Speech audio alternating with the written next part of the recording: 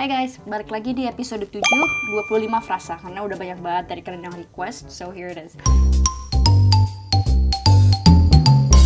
Oke, kita langsung mulai aja. Frasa nomor 1 adalah for some reason. Ini dalam bahasa Indonesia kalau diterjemahin harafiah tuh jadi untuk suatu alasan, tapi biasanya dipakai dalam konteks nggak formal tuh kayak nggak tahu kenapa gitu. Jadi contohnya begini. There's a lot of geese honking while I'm trying to make this video. There's just a lot of geese that are, for some reason, hanging out here during the winter. Itu tadi maksudnya nggak tahu kenapa di sini banyak banget angsa suka nongkrong saat musim dingin. Untuk suatu alasan banyak banget angsa nongkrong di sini saat musim dingin gitu. Nah walaupun diterjemahin harfiahnya itu untuk suatu alasan, itu penggunaan dalam bahasa Indonesia itu kayak nggak tahu kenapa banyak banget angsa di sini saat musim dingin. For some reason they're always so nice to me. Kayak nggak tahu kenapa mereka tuh selalu baik sama gue. Atau for some reason I usually get hungry late at night. Nggak tahu kenapa gue tuh biasanya lapar kalau udah malam-malam banget gitu. Frasa nomor 2, there's no way around it. Itu artinya adalah nggak ada jalan lain, lo harus lakukan ini. Contoh, to be fluent in English or any other foreign languages, you have to practice. There's no way around it. Kalau kamu pengen fasih dalam bahasa Inggris atau bahasa asing lainnya, lo harus latihan, nggak ada cara lain, nggak ada jalan lain gitu. I really encourage you. I just tell you that I took algebra. You just have to practice. There's no way around it. You just got to do it over and over. Nah di contoh tadi juga, kalau pengen bisa aljabar, lo harus selalu latihan. Nggak ada cara lain. Kayak nggak ada jalan pintas gitu. Frasa nomor 3 adalah to zero in on. To zero in. To zero in ini biasanya preposisinya adalah on. To zero in on something. Ini artinya kamu mengarahkan semua perhatian kamu ke satu hal. Contoh pertama. The last niche you can dominate is the skincare niche. But I'm not just talking about the beauty niche as a whole. We're actually gonna zero in on skin issues. Tadi si cewek itu bilang, aku nggak pengen ngomongin niche beauty secara keseluruhan, tapi aku cuma pengen fokus ngomongin tentang skincare. Jadi dia bilang to zero in on skincare issues. Gue pengen fokus ngomongin isu-isu skincare. Contoh nomor 2. I say close, I mean, you don't want to leave it open expecting them to be able to do a little of this and a little of that and a little of this. Really focus it in and really zero in on that core of what they need to do, and that's step 1. Nah, tadi dia itu ngomongin tentang hiring virtual assistant. Jadi dia bilang itu, kamu jangan expect mereka untuk ngelakuin hal ini sedikit, hal itu sedikit. Kamu harus suruh mereka fokus ke tugas utama yang paling penting. To zero in on the most important or the core task gitu. To zero in on something. Misalnya atau enggak, misalnya kayak, okay, the deadline is coming close, so we have to zero in on this campaign. Kayak deadline-nya udah deket, jadi kita benar-benar harus fokus ngerjain campaign doang. Frasa nomor 4 adalah to double down on something. Ini artinya kamu terus lanjut melakukan sesuatu, tapi dengan lebih berat dan lebih intens dari sebelumnya. Contoh, when I look at my analytics, my videos 25 frasa performs the best, so I have to double down on it. Kalau ngeliat analytics gue, video-video gue yang 25 frasa itu performance-nya bagus banget. Jadi gue harus terus lanjutin, gue harus banyakin, gue harus perbanyak gitu. Kita lihat contoh. One thing we should all agree on. Yet, for some reason, people think we need to double down and invest in technology for warfare. My recommendation to the folks at Beadle & Grimm's is to double down on the creative content. Nah, contoh yang barusan itu adalah double down on the creative content. Itu maksudnya terus-terusin aja bikin konten kreatif walaupun itu kerja keras banget. You have to double down on the creative content because it works. Nah, contoh selanjutnya. Utilize it and try and test it until you find something that works and then you double down on that. You find something that works and double down on it. Kamu cari sesuatu yang manjur, yang ampuh, yang works well, and then double down on it. Dan lanjutin dan perbanyakin terus. Nah, pause dulu videonya dan coba komen di bawah memakai frasa-frasa yang baru kita diskusi. Frasa nomor 5 adalah false flat. False flat itu artinya gagal, tidak memenuhi efek yang diinginkan. Tapi biasanya false flat ini paling sering dipakai kalau misalnya pengen ngomongin suatu joke. Jadi kayak, oh the joke fell flat. The joke fell flat itu maksudnya, oh bercandaannya atau leluconnya nggak lucu, kayak garing, kayak gagal gitu. Nah, sebelum aku lanjut, aku pengen ngajak kamu untuk check out online course English Polyglot. Ini adalah online course yang aku desain di mana kamu akan belajar bahasa Inggris secara otodidak tanpa mengandalkan guru, tapi hanya memakai tools-tools yang udah tersedia di online atau mencari konten-konten yang pas buat kamu untuk dijadiin bahan belajar.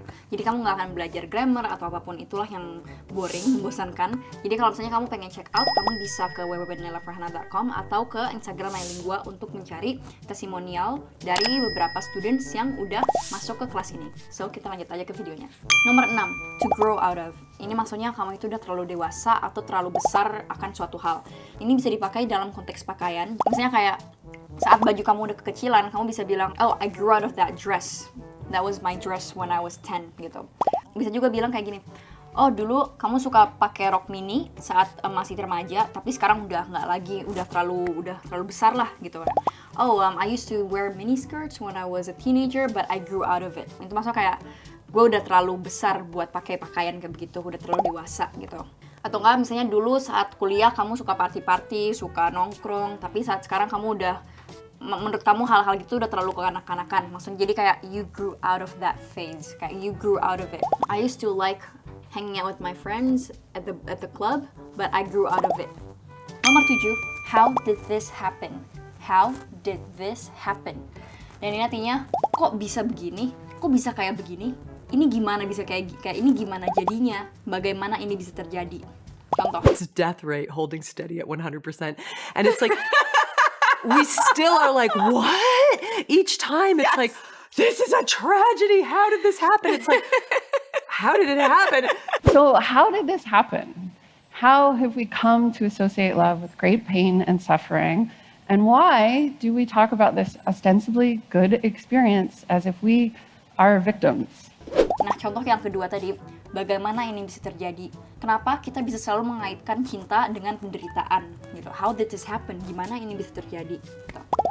Nomor 8, how can you make sure? To make sure itu artinya untuk memastikan.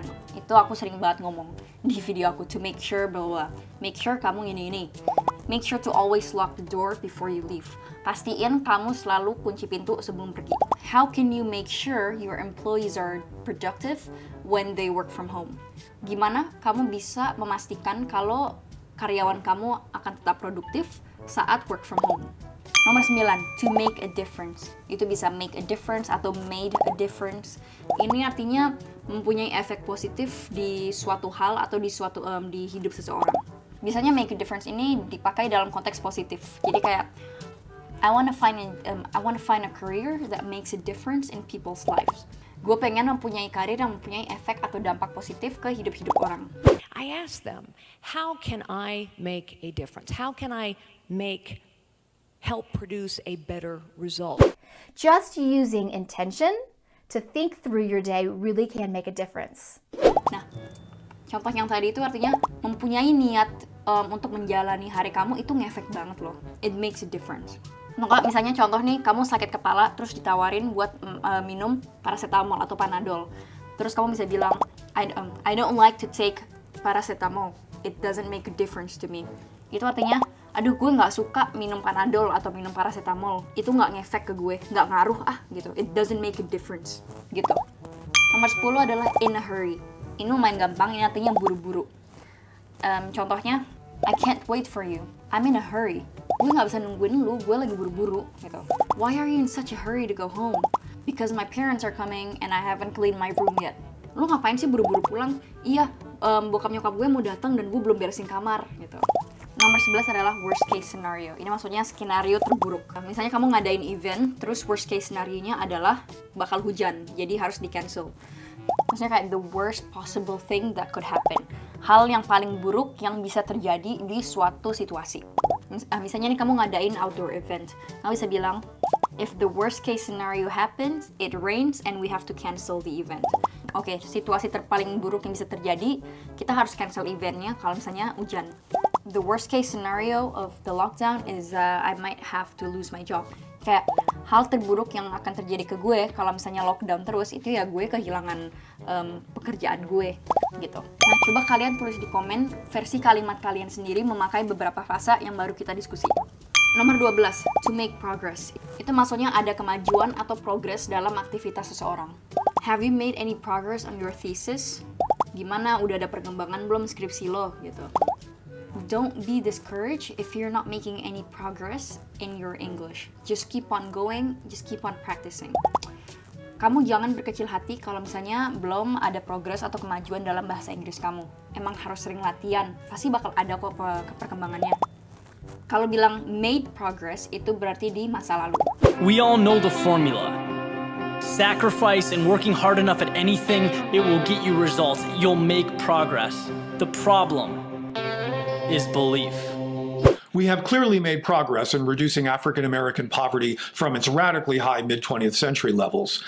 Contoh yang tadi tuh, udah ada kemajuan banyak, udah ada banyak progres untuk menurunkan angka kemiskinan di kalangan orang Afrika Amerika. Nomor 13, take time off. Itu artinya istirahat atau ambil cuti. Contoh, I've been working weekends and overtime for 5 weeks straight. I need to take some time off. Gila, gue tuh 5 minggu terakhir kerja mulu weekend dan lembur terus. Gue harus ambil cuti nih kayaknya. Atau nggak, please make sure to take enough time off so that you don't get burned out. Pastikan kamu ambil cuti yang cukup supaya kamu nggak burn out saat kerja. Nomor 14, don't stress out. Stress out itu maksudnya jangan stres. To stress out itu maksudnya stres. Stress! Now, don't stress out about this, because as I shared, there is a fix. Nah, di contoh yang tadi itu artinya, nah jangan stres akan hal ini. Pasti ada solusinya kok. There is a fix. Kayak nggak usah terlalu stres, dibawa santai aja. I'm just about to atau I was just about to. Ini bentuk dasarnya adalah to be about to. Jadi saat kamu bilang about to, itu maksudnya kamu baru akan terjadi. Contoh, I'm about to leave. Nih gue baru aja mau pergi. I'm about to eat. Nih gue baru aja mau makan. Baru aja mau makan. Ini real life example-nya. So when Google was about to introduce Gmail and YouTube, they knew that their data storage system was inadequate. Itu artinya saat Google baru aja mau ngenalin Google Drive sama YouTube, bla bla bla. So a few years ago, I was at JFK Airport, about to get on a flight. Beberapa tahun yang lalu, aku lagi di airport JFK, baru aja mau naik pesawat, gitu. Nomor 16, to cut corners.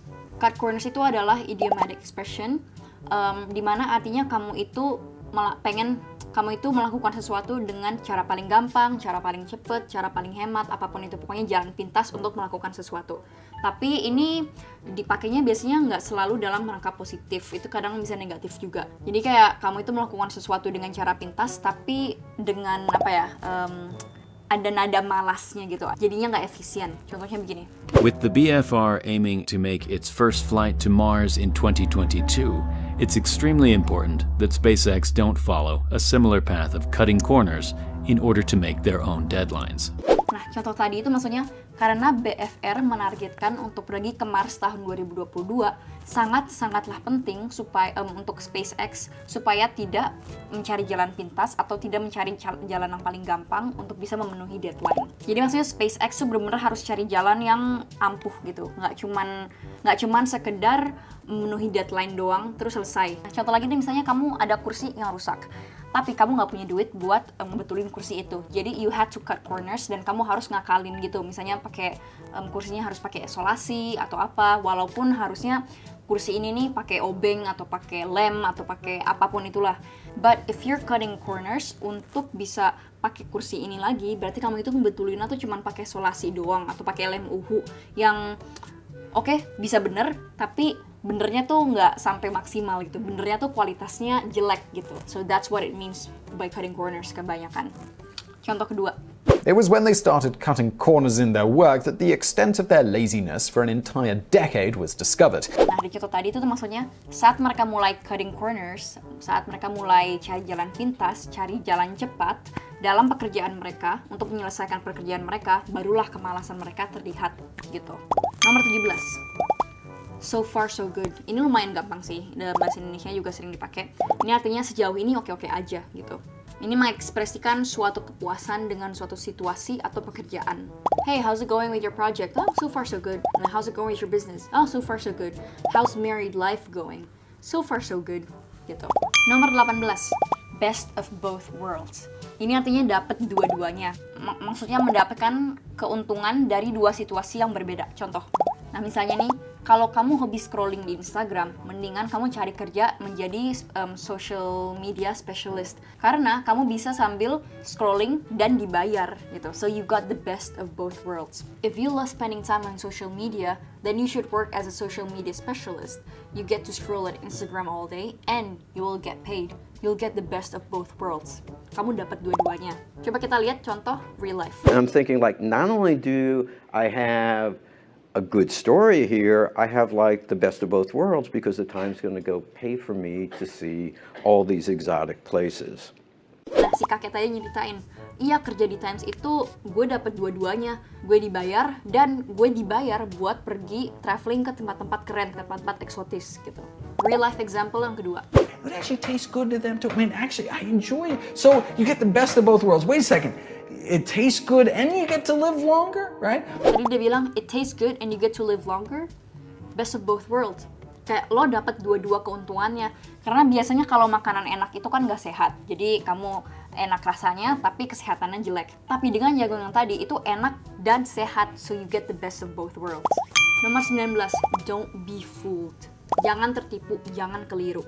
Don't be fooled by her innocent looks. Kamu jangan tertipu sama mukanya yang polos. Don't be fooled into thinking that you need a special talent to learn a language. Kayak itu kamu jangan sampai tertipu atau jangan sampai kamu mikir kalau kamu itu perlu bakat spesial buat bisa berbahasa asing. Real life example. But don't be fooled into thinking these people aren't dangerous. Nah, jangan tertipu sama appearance-nya mereka. Orang-orang ini sangatlah berbahaya. Kedua. But, don't be fooled into thinking that just because it's a Japanese brand, it's gonna fit the shorter man perfectly. That's just not the case. Ini maksudnya jangan tertipu hanya karena ini merek orang Jepang, bukan berarti ini cocok, ini pas buat sama orang pendek. Nomor 20, bear with me. Ini maksudnya maklumin ya, sabar sama gue gitu. Langsung ke real life example. This is many questions jumbled into one that I didn't write down. So bear with me. Jadi di contoh tadi pembicaranya bilang, wah ini banyak banget pertanyaan yang dijadiin satu gitu. Jadi gue belum prepare, gue belum nulis. Jadi tolong sabar ya, tolong maklumin ya gitu. Terus satu lagi bilang, oh take your time, udah pelan-pelan aja nggak apa-apa kok gitu. Atau nggak misalnya aku lagi recording YouTube terus tenggorokan sakit dan suaranya agak serak gitu. Oh sorry, I'm a little sick, so please bear with me. My voice is a little blah gitu. Aduh, gue lagi sakit, maklumin ya. Suara gue agak serak gitu. To set the stage for the story, I talked to Stephen Heller. Bear with me while I move to another part of the apartment. Kakek tadi bilang tungguin bentar ya. Gue pengen pindah ke tempat lain dulu gitu. Tungguin bentar ya, sabar bentar. Bear with me. Rasa 21. One of the things. Salah satu hal. One of the things that I like about you is your smile.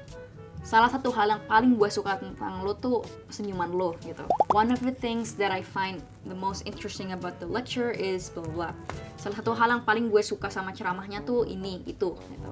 Nomor 22. Figure it out atau figure something out. Itu maksudnya cari tahu atau cari jalan. I don't know what to do about my situation now, but I'll figure something out. Gue nggak tahu mau ngapain sekarang, tapi udahlah pasti bakal ada jalan kok gitu. I don't know how to solve this problem. I will figure something out.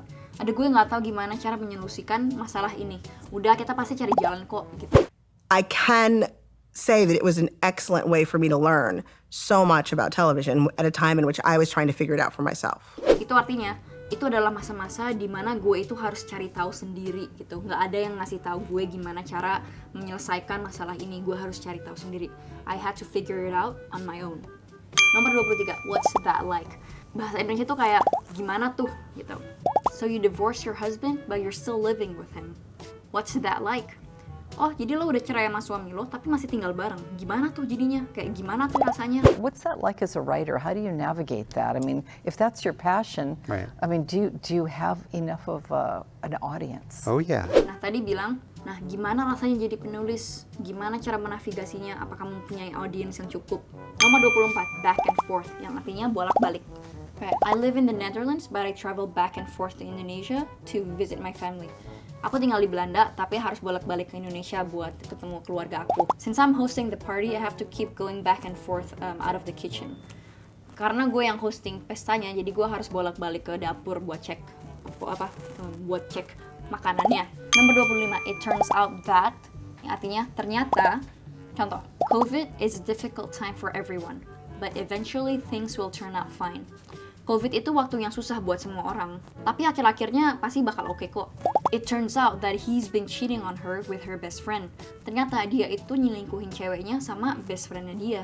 I was so sure I was right, but it turned out that I was wrong. Gue udah pasti banget gue tuh bener, tapi ternyata gue salah. Those gentlemen I told you about, they saw potential in me. It turns out everybody has potential.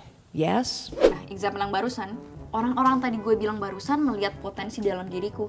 Ternyata semua orang itu punya potensi. According to most studies, it turns out that those countries that are the most gender equal are also the countries that score highest on the happiness scale.